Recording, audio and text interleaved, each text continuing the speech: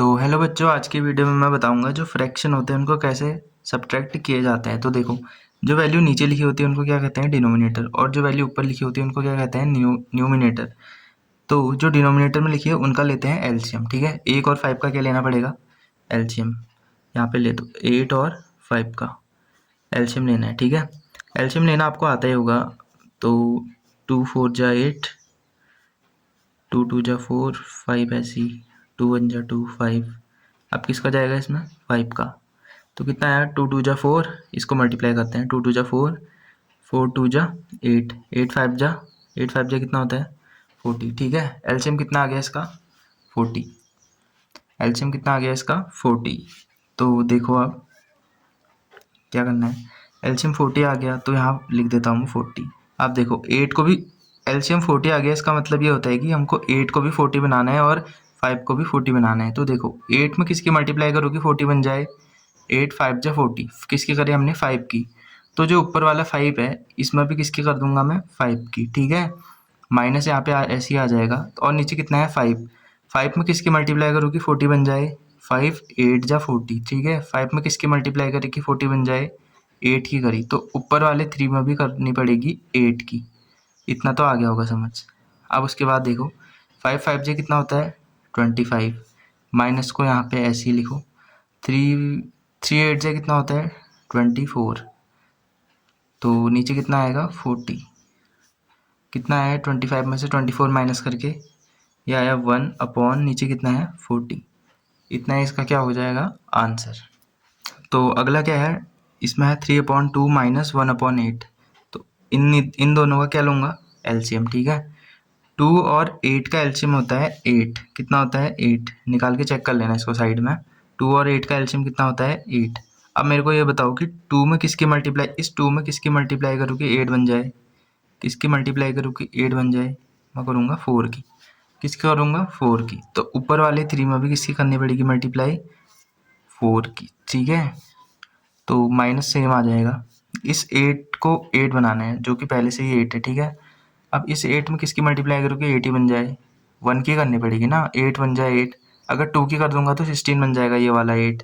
तो इसमें किसकी मल्टीप्लाई करनी पड़ेगी मेरे को, 1 की। तो इस ऊपर वाले 1 में भी कर दूंगा मैं 1 की। ठीक है, कितना आ जाएगा, 3 4 जा कितना होता है, 12 माइनस 1 1 जा 1 अपॉन 8, ये आएगा 11/8। इतना ही क्या होगा इसका आंसर।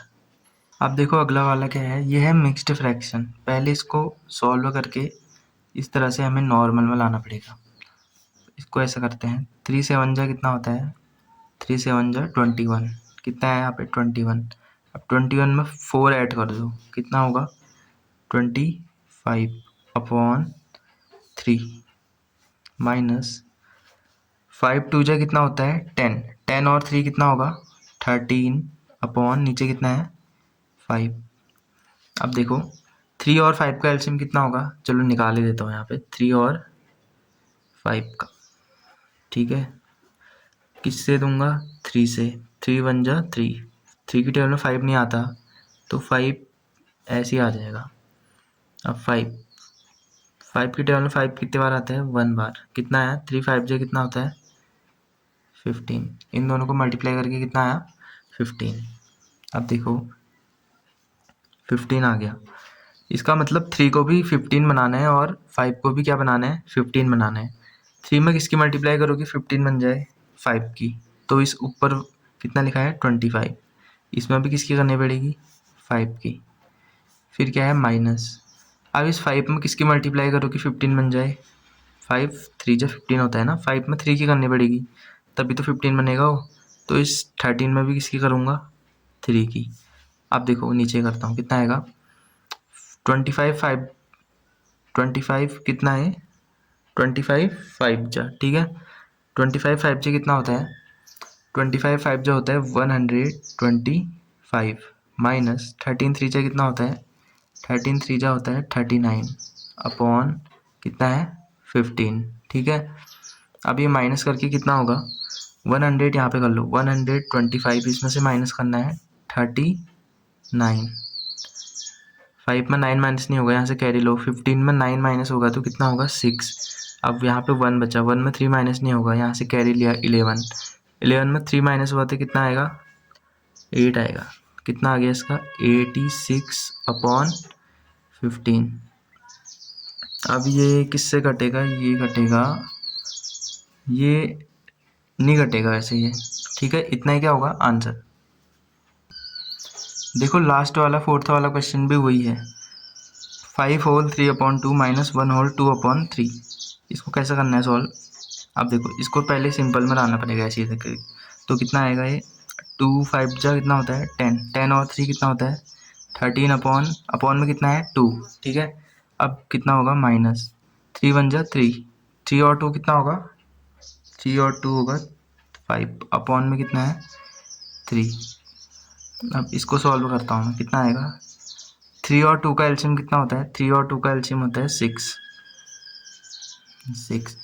अब देखो इस 2 में किसकी मल्टीप्लाई करोगे, 6 बन जाए 3 की, ठीक है। तो इस 13 में भी किसकी करनी पड़ेगी, 3 की, माइनस इस 3 में किसकी मल्टीप्लाई करोगे, ये 6 बन जाए, इस 3 में किसकी मल्टीप्लाई करोगे, 6 बन जाए 2 की, किसकी करी 2 की। तो इस ऊपर 5 में भी किसकी करनी पड़ेगी, 2 की। कितना आएगा, 13 3 जा होता है 39, माइनस 5 2 जा होता है 10/6, ऐसे ही आ जाएगा।